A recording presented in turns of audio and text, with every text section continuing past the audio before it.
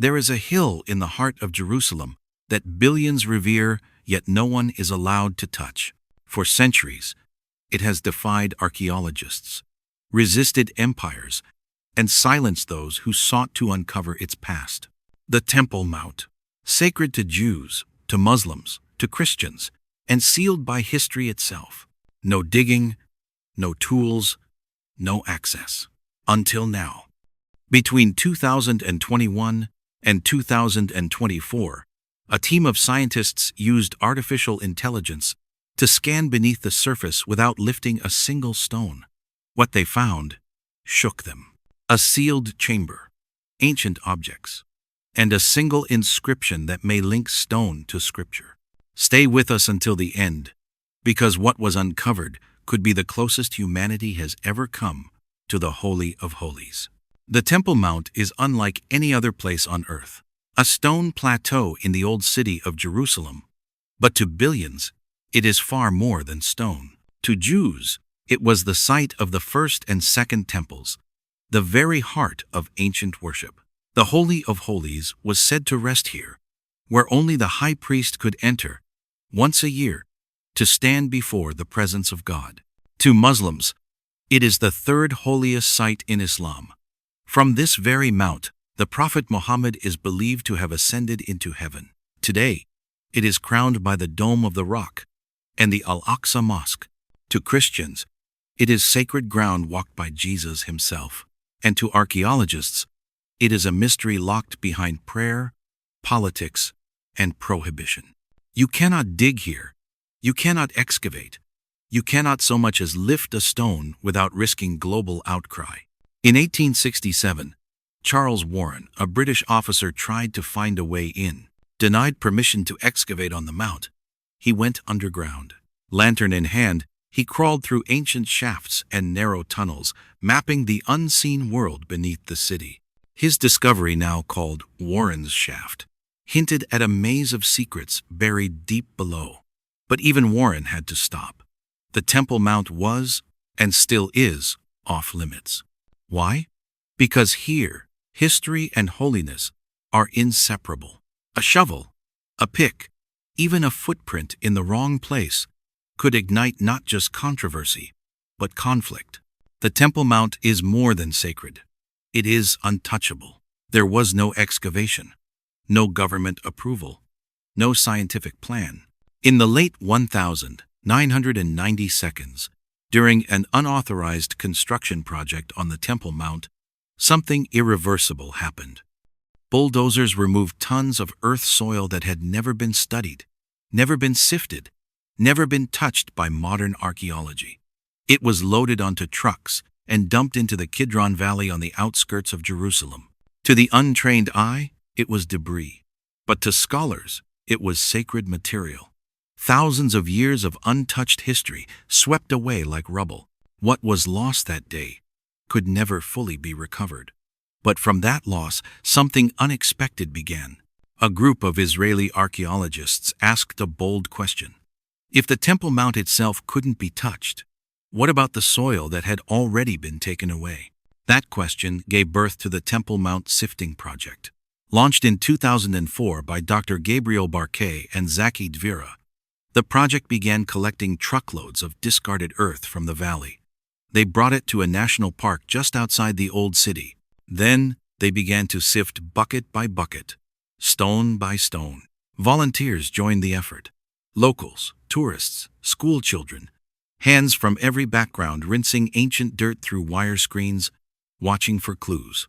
And the clues began to appear. Fragments of pottery from the First Temple period, oil lamps used in ritual ceremonies, bronze incense shovels, glass, bone, metal, over 500,000 artifacts, recovered from what had nearly been destroyed. It was an archaeological rescue mission, led not by machines, but by people. The Temple Mount could not be excavated, but its history, thrown out by accident, was speaking anyway. And it was just the beginning. For more than a century, the ground itself was the problem. No one could touch it. No spade, no scanner, no human hand could explore the earth beneath the Temple Mount without risking global fallout. But the world changed. Between 2021 and 2024, archaeologists introduced a method that required no digging at all, a breakthrough that would allow them to finally study what lay beneath, without disturbing a single stone. They turned to artificial intelligence. By combining ground-penetrating radar with historical maps, satellite imaging, and deep learning algorithms, researchers began to build a digital model of the templemount's underground layers. Ground-penetrating radar sent signals deep into the earth. AI interpreted the returning data with astonishing speed and accuracy. The technology wasn't new.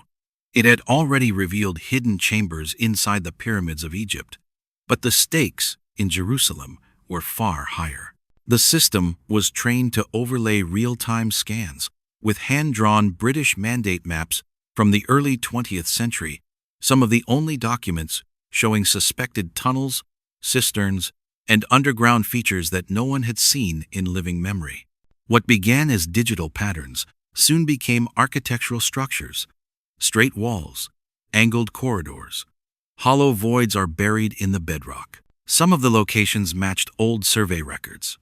Others had never been documented before, but all of it pointed to one conclusion. The Temple Mount was not a natural hill. It was layered, structured, engineered, and full of stories buried in silence.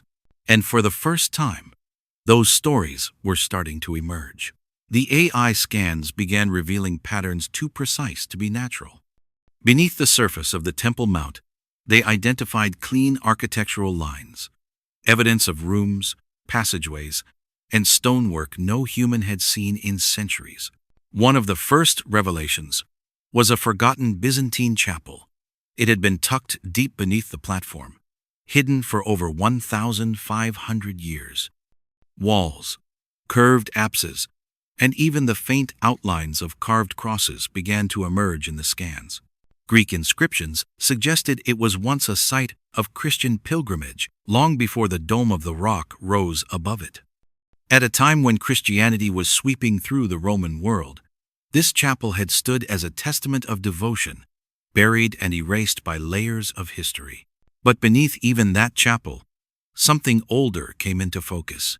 Massive ashlar blocks, carefully carved, monumental in scale, the type of stonework associated with Solomon's first temple. Their position in the bedrock, deeper than the Byzantine layers, indicated an earlier foundation, possibly dating back to the 10th century BCE. These weren't remnants of Herod's expansion.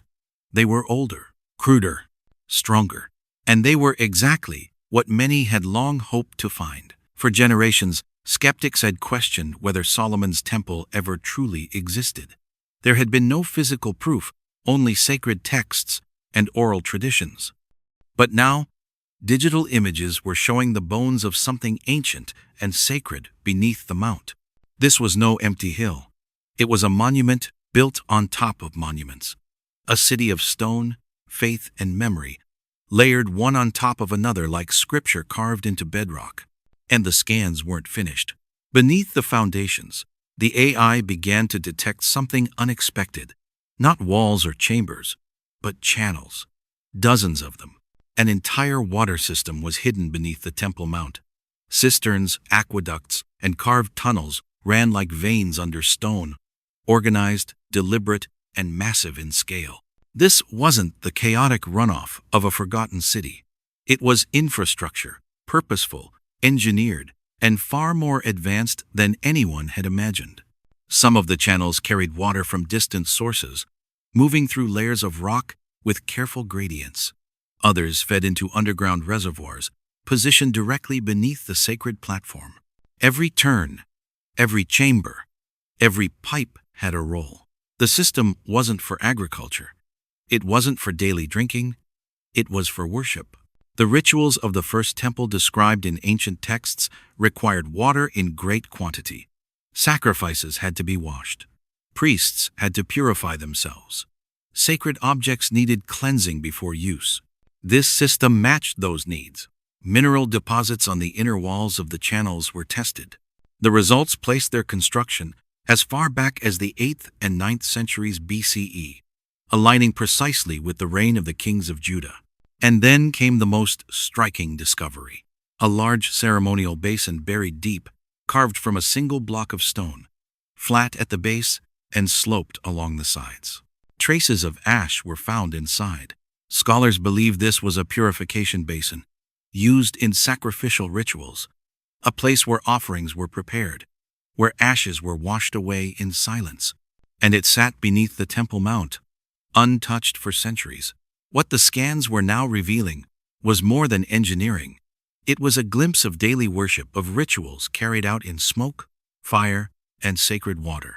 And deeper still, something else was waiting. Near the southern boundary of the mountain, the scans picked up something different. It began with a circular outline embedded deep in the bedrock, too perfect to be natural, too symmetrical to be accidental. The AI cross-referenced it with archival maps from the British Mandate era.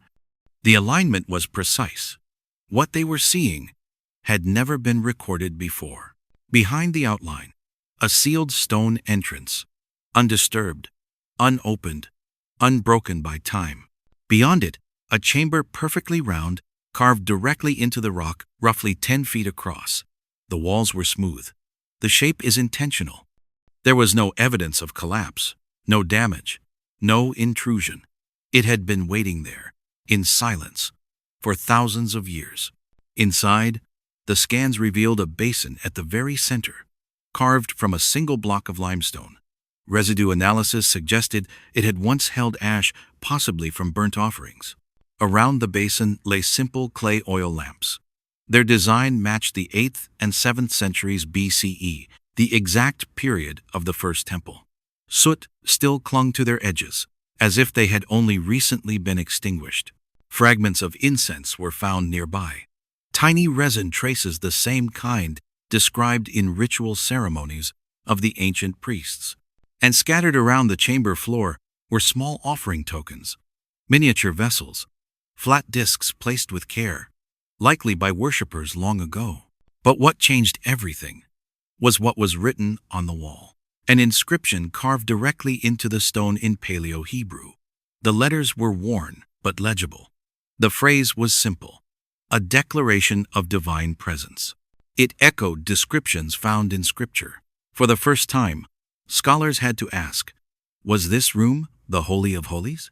The one place on earth where, according to Jewish tradition, heaven touched the ground? If true, this would be one of the most significant archaeological finds in recorded history. A sacred chamber, a stone basin, ritual ash, lamps from the First Temple period, and words declaring the presence of God. It was no longer a legend written in scrolls. It was now a chamber carved in stone. The clay lamps were the first to be studied. Rounded bodies, hand-formed rims, short spouts, darkened by ancient flame. Typology, the study of shapes and styles, placed them squarely in the 8th and 7th centuries BCE. These weren't relics of Herod's temple, or Byzantine shrines, or Islamic prayer rooms. They belonged to an earlier time, the age of the kings of Judah, the age of Solomon. These were the lamps of the First Temple. Next came the stone basin, heavy, symmetrical, stained by ash.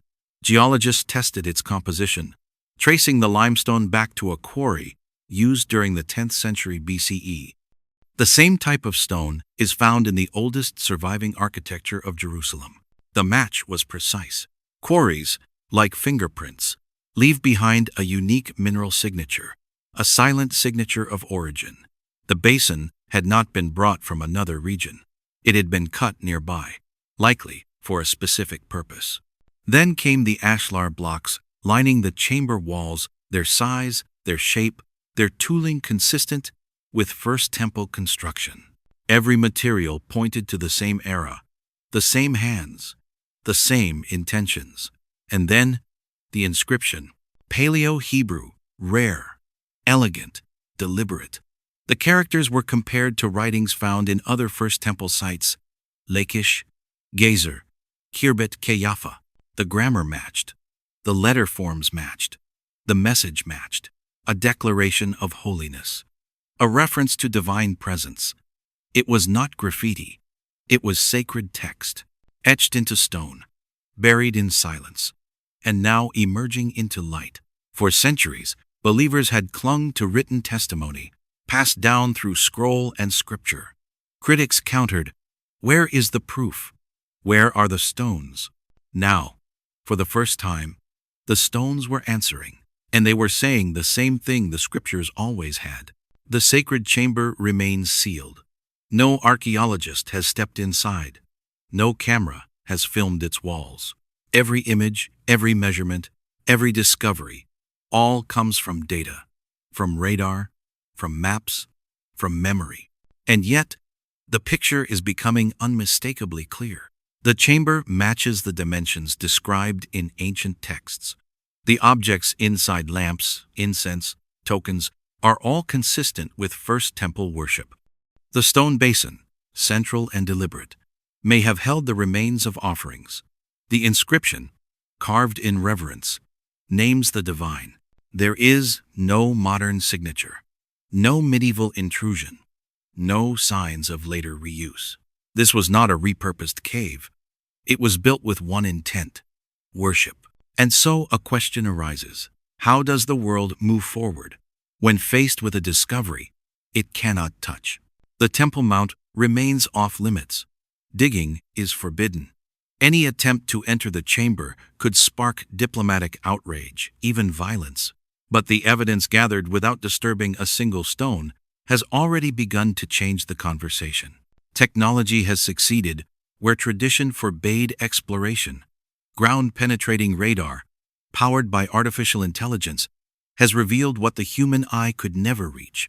Not just structures, not just objects, but a possible link, physical, provable, between the ancient world of Scripture and the stone beneath Jerusalem. It is a crossroads of faith and science, of silence and revelation. And at the center of it all, a sealed room, a basin of ash, and a wall that still bears the name of God.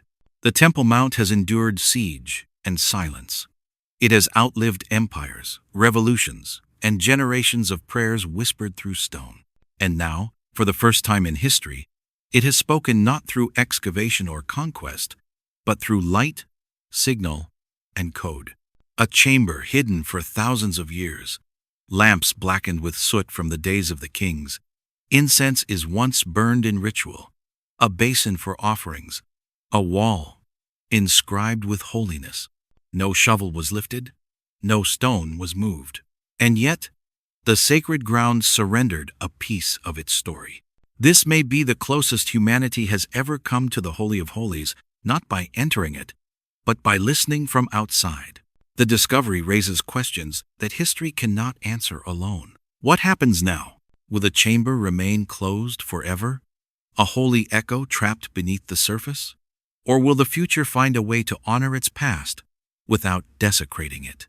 For believers, it affirms what was always known. For skeptics, it redefines what can be proven. For the world, it is a reminder that beneath the most contested hill on earth, stillness does not mean emptiness. It means waiting, and the wait may be over. If these findings hold, this is not just the story of archaeology. It is the story of faith, memory, and a place where heaven and earth once met, and perhaps still do. Subscribe if you believe ancient truth deserves to be seen. Comment your thoughts. Is this the Holy of Holies? Or is the greatest discovery still waiting below?